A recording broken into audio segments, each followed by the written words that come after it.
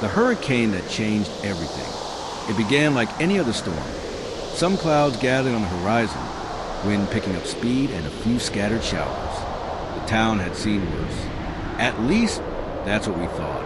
But by the time the third day came, we realized this wasn't just a storm. It was a force of nature the likes of which we'd never seen. They called it Hurricane Delilah, a name we would never forget. We had warnings. Sure, radio stations blaring updates, officials urging evacuation. But in a small coastal town where the sea is a neighbor and storms are just part of life, most people stayed.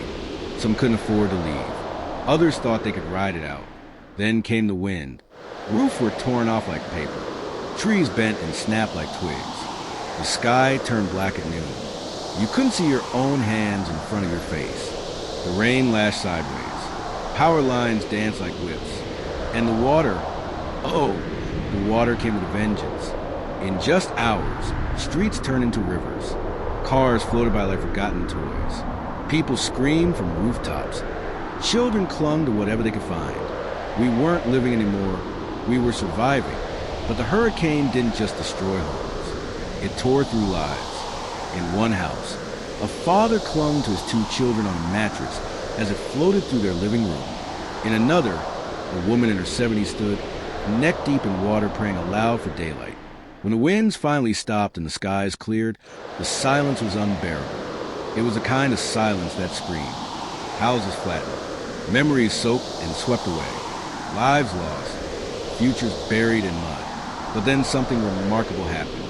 In the midst of the wreckage, people emerged, strangers helping strangers. Neighbors who hadn't spoken in years pulled each other from debris. A young boy shared his last slice of bread with a crying toddler. A local store owner opened his doors, giving out food and blankets for free. Churches became shelters.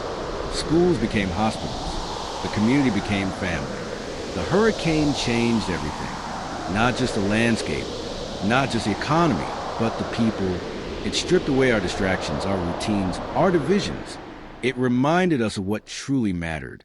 It taught us to prepare better, to care deeper, to never take ordinary days for granted.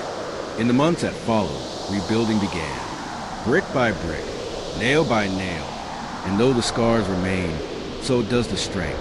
Survivors planted gardens where water once stood.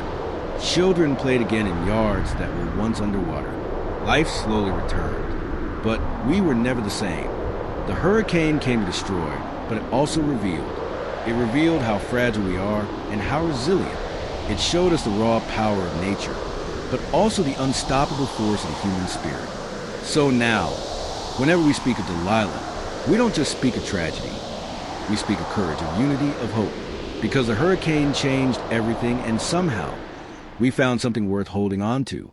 Please subscribe for more interesting stories.